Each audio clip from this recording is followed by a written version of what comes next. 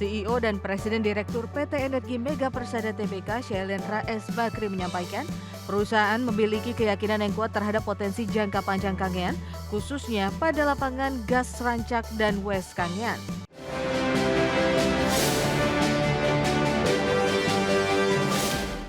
Keinformasi emiten pemirsa, PT Energi Mega Persada Tbk atau Energi memastikan jadi pemilik tunggal dan operator Kangean melalui entitas anak usaha. Kepastian didapatkan setelah menuntaskan akuisisi 25% partisipasi interest di kontrak kerjasama Kangean dari Japan Petroleum Exploration Co. Ltd. Dikutip dari keterangan perseroan yang dirangkum dari berbagai sumber, PT Energi Mega Persada Tbk mengumumkan telah menuntaskan akuisisi 25% partisipasi interest di kontrak kerjasama Kangean Jawa Timur dari Japan Petroleum Exploration Co. Ltd atau JAPEX. Dengan selesainya transaksi ini, perseroan kini menjadi pemilik tunggal dan operator Kangean melalui entitas anak usaha. CEO dan Presiden Direktur PT Energi Mega Persada Tbk, Syailendra S. Bakri menyampaikan, perusahaan memiliki keyakinan yang kuat terhadap potensi jangka panjang Kangean, khususnya pada lapangan gas Rancak dan West Kangean. Perseroan saat ini tengah mempersiapkan pengembangan Rancak, termasuk pengeboran 3 sumur pengembangan, serta akan memperkuat kegiatan eksplorasi di West Kangean untuk memverifikasi potensi lebih. Selain akuisisi tersebut, perseroan juga menyelesaikan divestasi 50% partisipasi interest di Gebang PSC Sumatera Utara kepada JAPEX. Masuknya JAPEX sebagai mitra strategis akan memperkuat kemampuan perseroan mempercepat pengembangan Gebang, baik dari sisi akses pendanaan maupun efektivitas eksekusi proyek. Aset Gebang melalui lapangan secanggang ini ditargetkan mulai berproduksi di 2027 dengan produksi awal sekitar 40 juta standar kaki kubik per hari. Perseroan berharap Gebang menjadi salah satu kontributor utama pertumbuhan produksi jangka menengah dan tambahan signifikan bagi portofolio gas perseroan. Berbagai sumber IDX Channel. Secara teknikal di sepanjang perdagangan hari ini, saham energi lebih cenderung mengalami penguatan meskipun di 30 menit pasca pembukaan sesi kedua, saham energi berbalik ke zona merah. Langsung saja kita ke grafis yang pertama, pemirsa, kita akan coba lihat pergerakan saham energi di sepanjang perdagangan hari ini. Ditutup di level Rp995 per saham di perdagangan hari sebelumnya.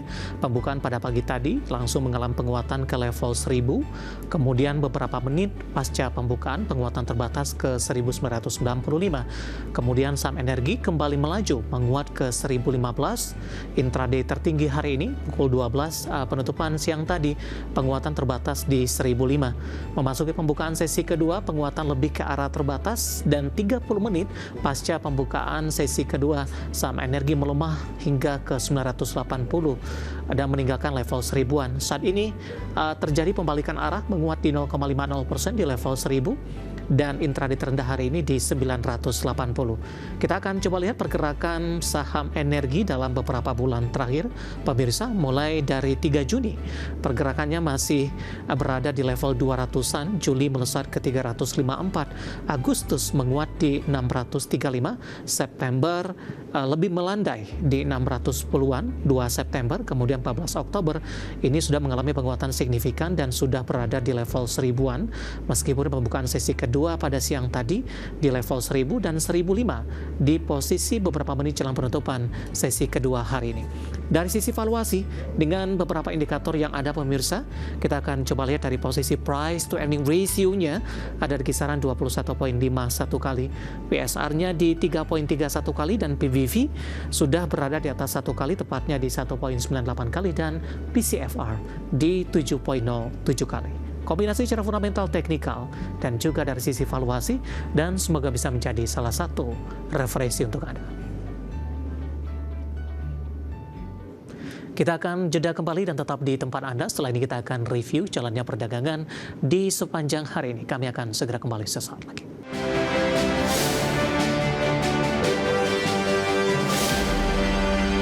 Terima kasih untuk Anda yang masih bergabung bersama dengan kami, dan di segmen ini kita akan review jalannya perdagangan di sepanjang hari ini pemirsa, dan kami ingatkan kembali Anda masih bisa berpartisipasi di WhatsApp interaktif di 0851 di 7810 di 4976 seperti yang tertera di layar televisi Anda nantinya. Dan saat ini kami sudah terhubung melalui Zoom bersama dengan Bapak Ahmad Yakie yang merupakan Head Online Trading BCA Sekuritas. Kita akan langsung sapa saja. Pak Yaki, selamat sore. Apa kabar Pak?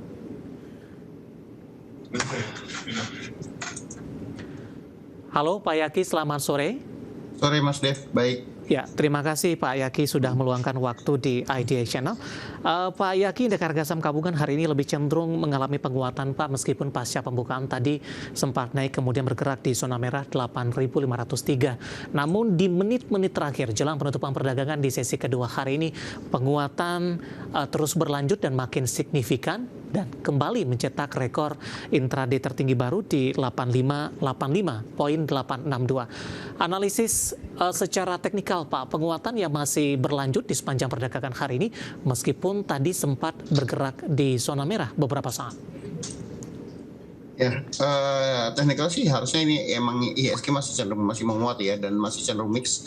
Cuman yang harus diwaspadai oleh teman-teman mungkin di area 8590 sampai 8645 ya. Kalau nggak kuat, ada potensi besok untuk kembali koreksi lagi karena memang ini resisten uptrendnya sejak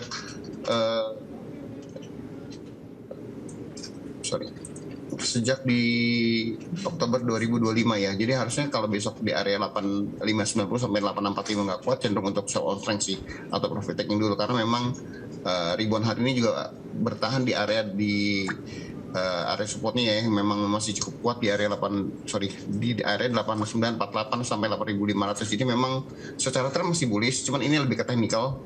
Belum ada catalyst baru ada data ekonomi dari Indonesia sendiri baru di awal Desember nanti, dan ini lebih catalystnya karena memang optimisme The Fed mulai meningkat lagi untuk pemangkasan suku bunga di Desember besok sih.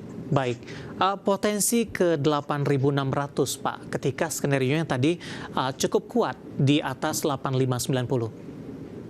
Iya, terdekat harusnya di 8645 ya, 86 sampai 8645, dan kalau ini bisa harusnya cukup jauh, bisa 8 sampai 8735 untuk berikutnya. Cuman kalau kita lihat untuk akhir tahunnya ada potensi untuk IHSG bisa menembus di area 8968 sampai 9000-an sih. Baik, sesuai dengan target Pak dari Bapak Purbaya mungkin ini? Iya, karena secara fundamental sebenarnya kita udah update target ke 9.000 sampai 9.200 ya untuk dari BCA Sekuritas sendiri. Cuma memang kalau dari Pak Purbaya juga masih optimis di kepala 9 ya, harusnya masih inline sih. Karena worst case-nya mungkin di sekitar 8850 sampai 89 ya.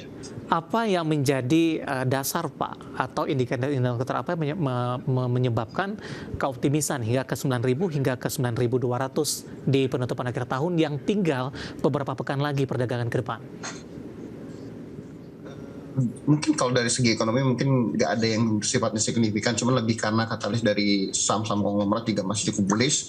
Beberapa aksi korporasi juga pergantian beberapa pengendali dari beberapa saham juga menjadi katalis positif. Jadi harusnya lebih ke sifatnya lebih ke bisnisnya sih. Teman kalau dari segi ekonomi makronya belum ada yang bagus, belum ada yang signifikan bagus ya maksudnya. Karena memang rupiah juga masih bertahan di level 16.600 sampai 16.700, nggak kemana-mana. Kita juga masih menanti kebijakan BI suku bunganya seperti apa, jadi belum ada yang signifikan dari sisi makro, lebih ke ekspansi emitennya dan kinerja emitennya sih.